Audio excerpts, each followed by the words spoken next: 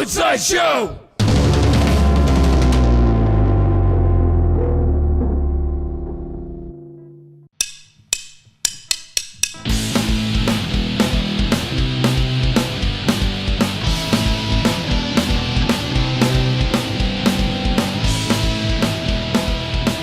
Welcome to Currents.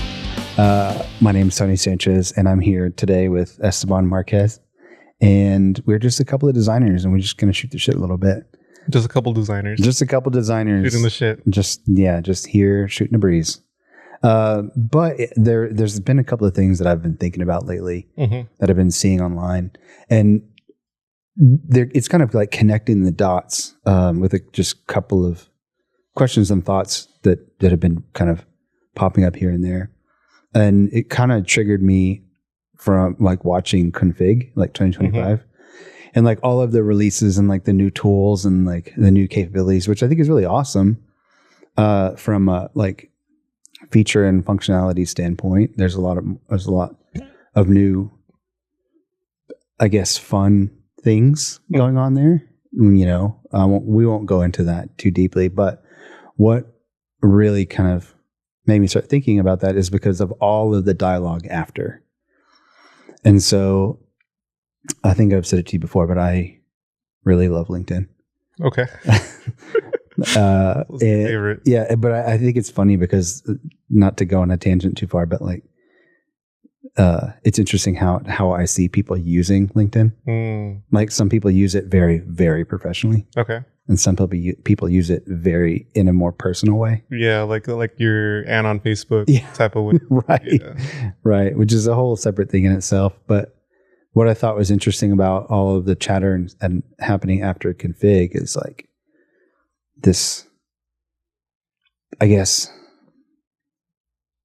you know, there's a lot of things people saying like, oh, well, you know, they're adding this and that adds this responsibility to this designer, or that adds this, responsibility to this PM, and they're going to get in the tool and they're going to be doing this, and it blurs the lines of what is a designer, who is a PM, like who is an engineer, things like that. I don't know if you like did that. I don't know if you're probably not as much of a LinkedIn person as me, but have you heard any of that like coming out of 2020 or the Config? I've seen some of it. I like LinkedIn. I like giving people claps. I like the applause. Supporting the homies. I feel that.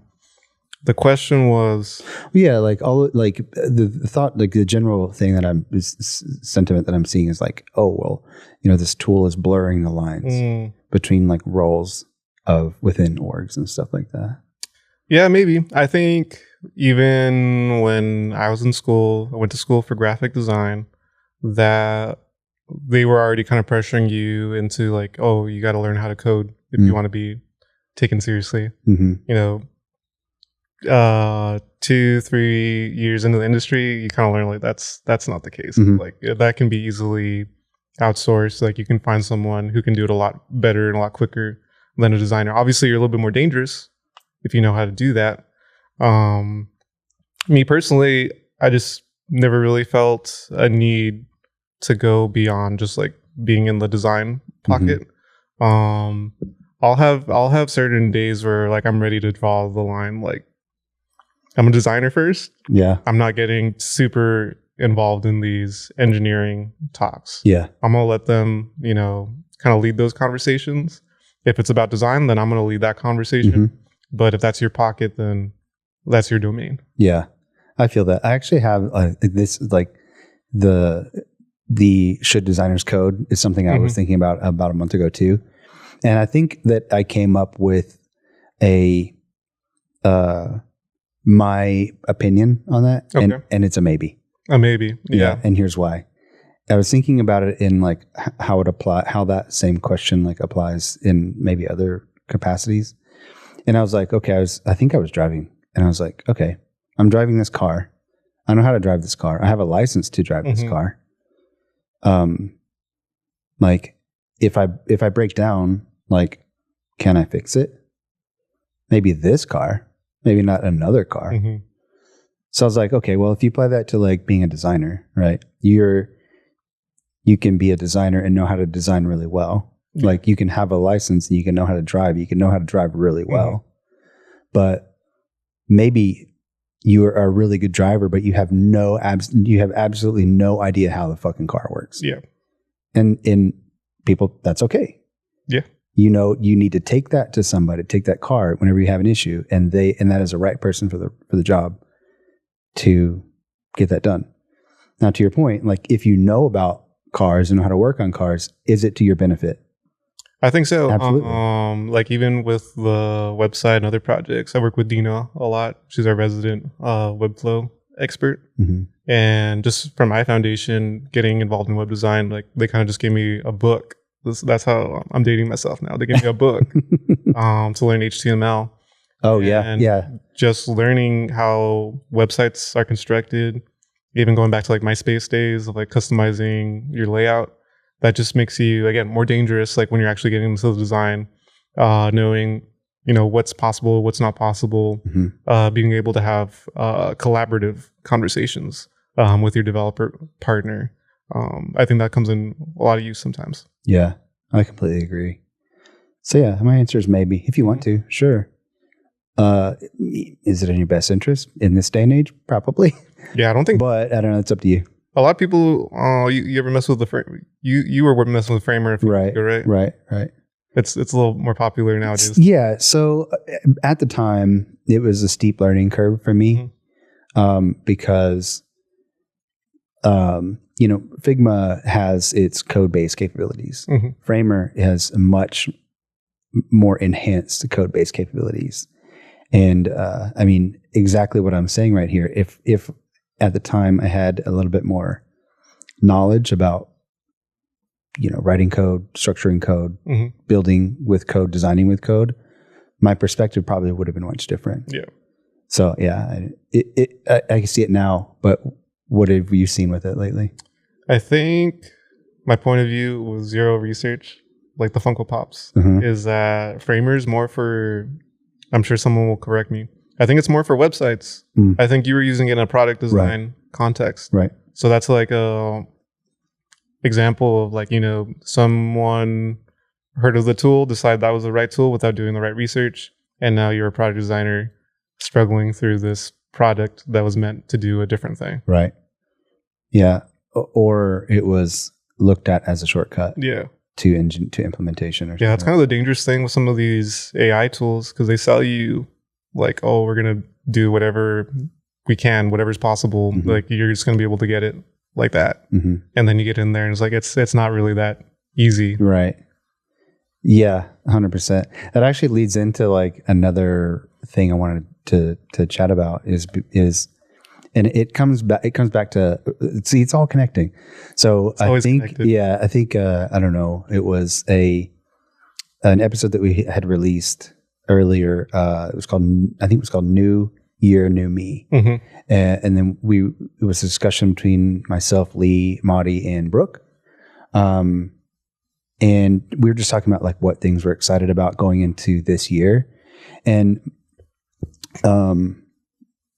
I think it was recorded in December, so we didn't know what we know now. But like, I think that was still at the antithesis of like what we're seeing today. So smaller budgets, the same or higher expectations with smaller teams, faster timelines, and all of that. But the point is that Marty said something really interesting to me during the conversation. That says like, back, in the early days of experience design and digital product design, that designers wore a lot of hats and were expected to wear a lot of hats, meaning they had to be the designer.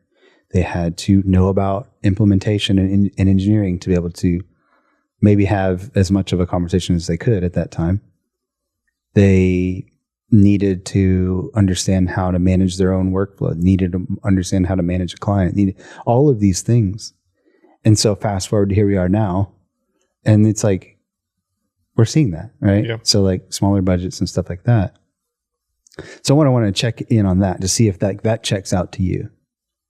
I would say so. That lines up with my experiences. This last year, just kind of reminds me like early days of my career where I was working in advertising and everything is just going like super, super fast, super scrappy. It's fun. Mm-hmm. It's exciting. Yeah. Just to be like working against a deadline, trying to make it happen. Yeah. But it's definitely a challenge. I remember some of my first projects when I started at Funsize, like it would be like 6-8 months, just one design system. It's like, oh, it's kind of cool that you can really just like nerd out on this one topic for so long. Now it's more just like, okay, like what's the most productive use of these next 2 hours before I get to the other thing? Yeah, I think that's exactly right. Next 2 hours. That's where it is. That's where we are. What's the most valuable use of your time today? Yeah. And well, that also like makes me think about what you've been kind of doing this year, kind of in addition to project work. So at the end of the year, last year, we had like a company offsite and we all got together. We closed down for, I think, 1 day or 2 days or something like that. And we thought about like, I think it's kind of like existential, like who we are as a company. And so what are the things that we're working on internally to support our growth and our evolution as a company and things like that. And it was really good output. And fast forward to now, you've been overseeing that for like the past 3 months. For a little bit, yeah. Yeah. It's really awesome. A little quarter. You're basically keeping us together. I think shout out Lee. Yeah. Skelly. Shout out to Lee Brenner. He really did the hard work setting up the foundation to make sure everyone kind of had the autonomy to do what they needed to do. So once I kind of like took over, it was really easy because everyone was kind of already passionate about whatever project they were in. So you just kind of, my point of view was just just going to go in, make sure that we got some good rails to work against.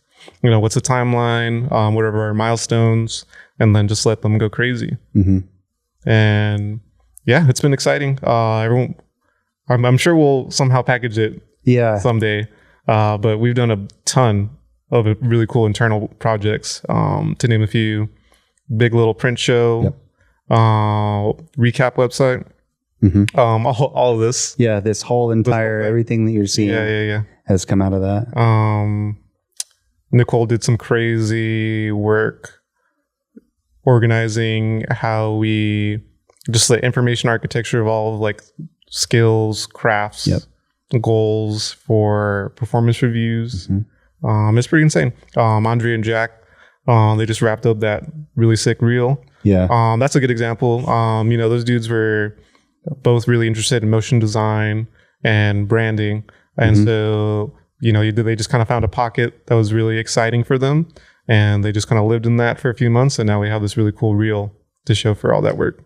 Yeah, I don't want to spoil it, but if you haven't seen it, go check it out. I imagine by the time this publishes, it'll be out in the world. Fingers crossed. Yeah. So, yeah, I think it's pretty sick. And I think you're right. I think that definitely a huge shout out to Lee because he did do a lot of foundational work to get us in the right direction. And then also, I forgot that, I'm glad you said it, but encouraged us to work on something that we want to work on. Yeah. Which is pretty cool. I think that's been the thing I've realized working here over the last 2 years. Like, if you have a cool idea, you're not going to get a lot of pushback. Yeah. Like, no one's going to like slow you down. Like, hey, that's too cool. Yeah. Be careful. We did a lot of really cool, weird things on the website. Right. The print show. That was a cool idea that, you know, we got kind of their blessing to just kind of like take it and run with it. And so it's exciting that I feel like everyone kind of has those examples to look at now. It's like, you know what, I have this crazy idea. I can just kind of like, you know, put it a little deck together, pitch it, and, you know, we'll actually help you to create whatever your vision is. Yeah. That reminds me, completely off topic. Okay. I had a wild idea the other day. Let's hear it. I think that it would be weird if it was a requirement, but in my mind, it was a requirement. What if everybody was a startup founder? Like in the agency? Yeah. Okay. Like your own product. That's like fun. you become like you're an employee. Part of your initial stages of your time here is like you develop like an idea for a product. I think that's really cool. I know other agencies that dude Christian that we met up that was friends with Thomas. Oh yeah, okay. Yeah, from Sweden. Mm-hmm. Yeah, he said that his agency that they actually have like a whole catalog of apps that they make passive income off of, and that's a whole different revenue. I think that's a cool idea. It's a sick idea. Yeah. Because they do that with like professors in colleges. Like you kind of have a requirement to do like like a term project, whatever. No. Like I have an art degree, so I can only speak to that example. Like our professors are required to like do exhibitions. Like the actual professor. Yeah. Oh, okay. Like you're responsible for doing stuff outside of school, so you can maintain like your professional credibility. Practitioner of the craft. Yeah, that's a cool idea. Yeah. I think that makes sense.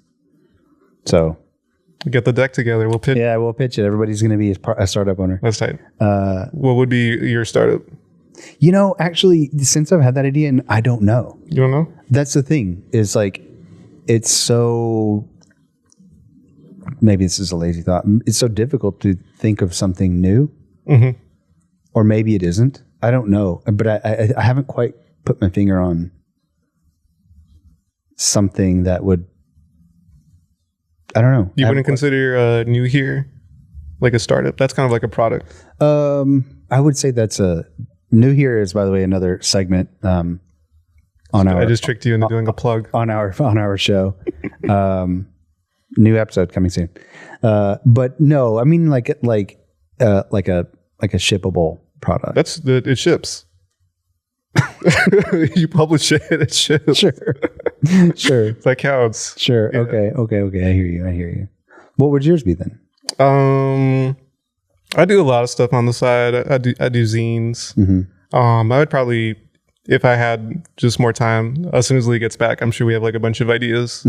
I do a lot of illustrative work, mm-hmm. and I think me and Lee collaborate really well, like because he can bring it to life. Mm-hmm. So just introducing interactions, just different animation patterns. So I think we would just kind of like freestyle, play with that. Cool. See what it comes up with. Yeah, that reminds me. I was cruising Instagram the other day, and there was some taco spot that had your graphic tight for the taco festival. Yeah, coming up May 29th, right? Come on. I need to have those. Yeah, it's May 29th. I know. Yeah. But yeah, it looked cool. I was like, yo, I know the guy who did that. That's cool. It looked awesome. That's awesome. Yeah.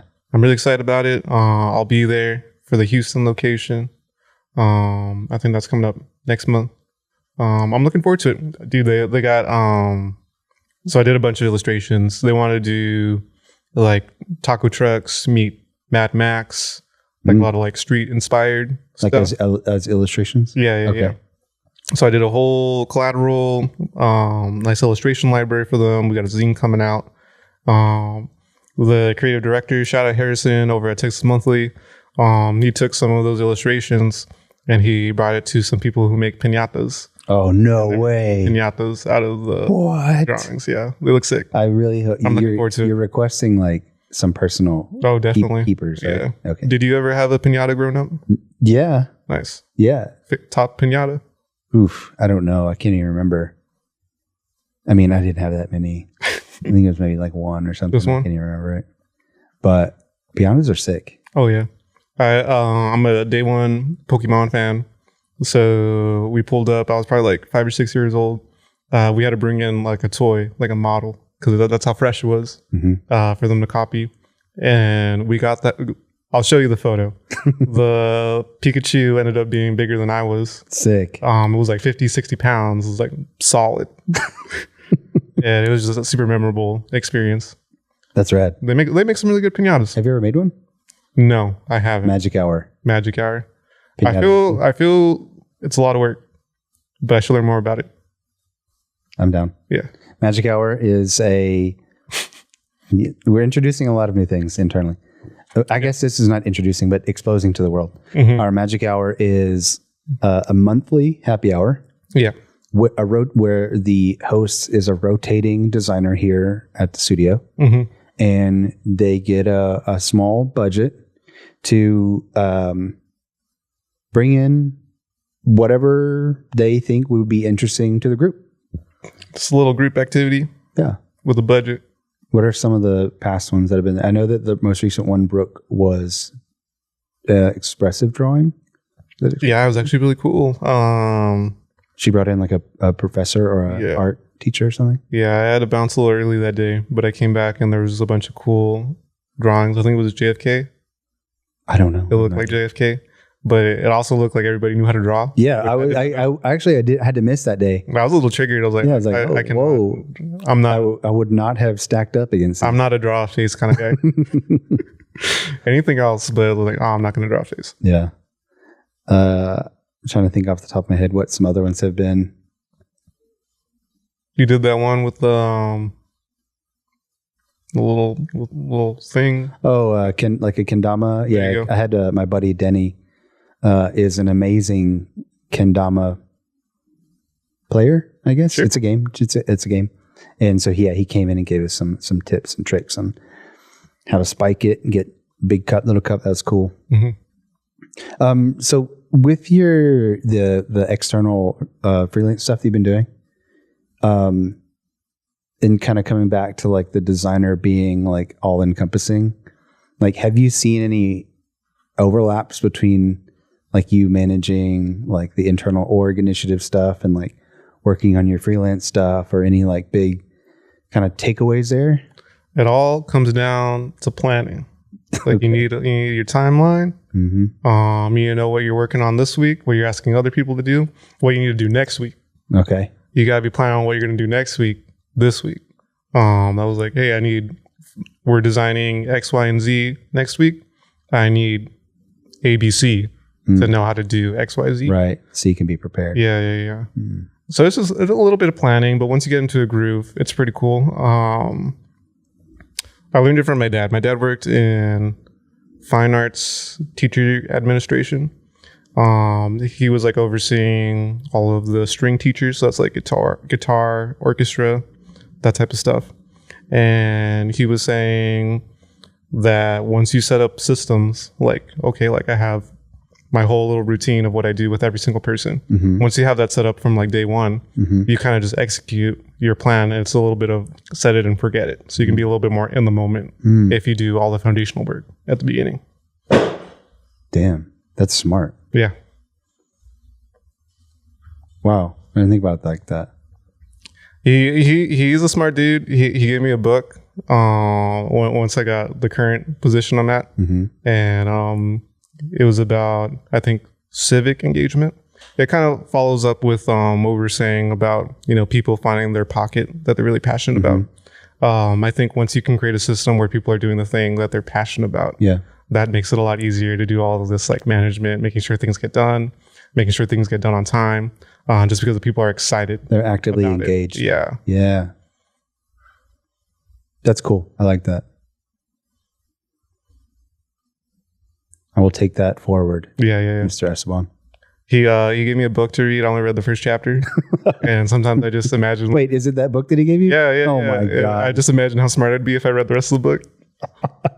I've just been coasting off the first chapter. You read the first chapter. I'll read the second chapter. Yeah. And then we can meet and I can tell you about it. Nice. You read the third chapter. I love that. You tell me about it. I think that's a good system. Yeah, I think that would actually work. Yeah. Because you're just needing the highlights. Are you you don't need all the words. Not particularly. I did try. I don't know, maybe last year. I don't know. It's like I'm like a one or two book a year kind of That's guy. pretty good. That's a good track. Yeah, the last one that I read, actually just put it back on my nightstand, is I think it's called like The Journey to Ikigai. Okay. Have you heard of Ikigai? No. It's like it's like a Japanese principle of like finding your life's purpose. What's that? Which kind of actually ties into that, because like if you find your life's purpose, then you enjoy what you're doing. It's all connected. Yeah, it's all connected. And then the one before that was The Subtle Art of Not Giving a Fuck. Okay. By Mark Manson. That's cool. You know about that book? No. I recommend that book. It's a good one. It's a little bit of like a pretty logical book, but it's basically picking and choosing like essentially like what gets you riled up and what you choose to give your energy to. What's exciting? Well, it could be in a variety. Well, it could be exciting in terms of like energizing. It can be exciting in terms of like distracting and draining. Because if you're like giving a fuck about the wrong things, it's draining you. Yeah, you're worried about something really tiny when in the big picture, like it doesn't really matter. You know, so you just kind of like, I don't know. It's a really like fun book too. So you're more of a non-fiction, introspective type of reader. Right. It's like my media that I love to consume is like documentary type. Oh, for real? Stuff. Yeah. Like Ken Burns? Yeah. Like Werner Herzog and stuff like that. Like David Attenborough. Okay. Because like, I don't know. I just feel like Learning. Yeah. Learning, consuming, and taking. Not that you don't take anything away from like a really nice, well-written fictional movie. But I like more of the documentary stuff. Nice. So, what about you? I'm more of a fictional kind of guy. I figured. Yeah. I'm not a big reader. I'm a little reader. A lot of comic books. That Absolute Batman. Pretty into that. I nerd out a lot on.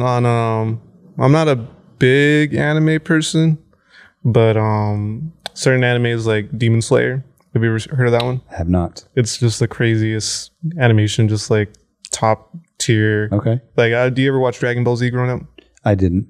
Okay. Well, I think you know. I know about Dragon Ball. Yeah, I know about Dragon Ball. It's just that kicked up to 11, turned up to 11. Okay. It's crazy. Into that. Yeah.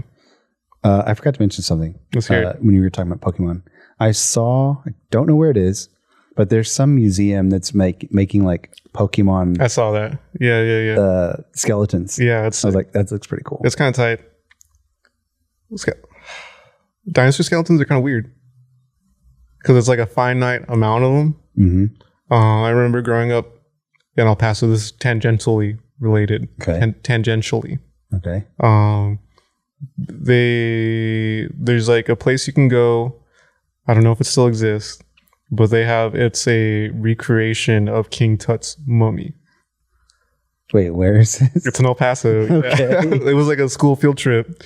That's what I thought you said. Okay. And then like they make it look like you're seeing the whole thing. They have a full exhibit. And then the climax of the exhibition is you get to the King Tut's mummy, and it's kind of like in like a little disclaimer, like recreation. I kind of feel the same way about like dinosaurs sometimes. There's a finite amount of them. Sometimes they don't even know. It's guesswork. They don't know where the bones are supposed to go. So they kind of just place it when what they think makes sense. Have you ever nerded out on dinosaur illustrations? I have not. So they're very timely. Like there's different periods. Like I think like in the 80s and 90s, they made them all like muscular and crazy looking. Okay. And then I think like around Jurassic Park 3, someone discovered that some dinosaurs have hairs. So the Velociraptors in that movie all have like little hairs and little fibers on them. So there's a bunch of different seasons because again, it's all coming down to guesswork. Yeah. We don't really know what these animals look like. I mean, I think that makes total sense. Yeah. Or if they were even real. It's just our best guess. You don't think they're real? No, I'm just kidding. That'd be wild. I'm just kidding. It's not exactly the same. We're far off the rails now, but I last year went to Greece for a wedding and went to like Acropolis and stuff like that. Nice. And, like did the walking tour and walked around, and it was amazing. But like part of me was like, there's no way that this is real. There's no way. The Acropolis? Yeah. And because it's like the only, like the closest thing visually is like a movie set. Right. It's like, I was like, there's no way this is real. Yeah. But it's like legit, right? Aliens? Don't get me started. Nice. Yeah. No, I don't know. It's just like things like, you know, taking a guess at which way dinosaur bones go, or, you know, walking through thousands of years old the freaking stuff. Greek like crazy. And Roman statues, like we perceive them as like, oh, the arms are cut off and it's just like straight up marble, but those were actually painted. back in the days. Yeah. So it completely changes like how you think of these sculptures. You ever watch that Pink Floyd Live at Pompeii? Oh, I thought you were going to say like the Dark Side of the Moon and Wizard of Oz thing. I haven't seen that. Oh, you should definitely do that. Okay, no, I haven't seen what you're talking about. Have you heard of it? No. Oh, so it's a crazy movie. You should check it out. My friends took me to go see it. It was playing on the IMAX. Right now? I don't know anymore. Oh. You can watch it at home. Okay. In my IMAX. It's right before Dark Side of the Moon. Okay. They're kind of like about to go on a winning streak of just amazing albums. And they're performing in Pompeii in the ruins in like an arena type area. Super crazy movie. They bring up the idea of AI. It was funny. The theater laughed because how long ago was this? I think it's like in the 60s, but shit. They were the first band to really celebrate electronics using synthesizers, all these crazy, like, you know, when the whole room's like, oh, that's a keyboard, that type of stuff. So it's the dude, I think David Gilmour, he's just like in his British accent. I'm not going to do it, but he's just saying, We'll use a lot of AI. people give we'll use AI to impose a lot of people give us a lot of shit for using all this technology, but you know, the idea comes from somewhere. And then the theater laughed. A little chuckle. Yeah. It's a good movie. You should check it out. Yeah, okay, I'll check it out. And you should, like I said, you should definitely do the Dark Side of the Moon Wizard of Oz thing. You've done it before? Yes. Nice. It's pretty cool. How many times? A few. A few? Oh, repeat visitor. Yeah, that's cool. It's a pretty cool coincidence, or coincidence or not. It's cool. Well, cool. Thank you for hanging out. Thanks for having me. Shooting the shit. Consider that shit shot. I will fully consider it shot. Excellent. So sweet. All right. We'll see y'all next time.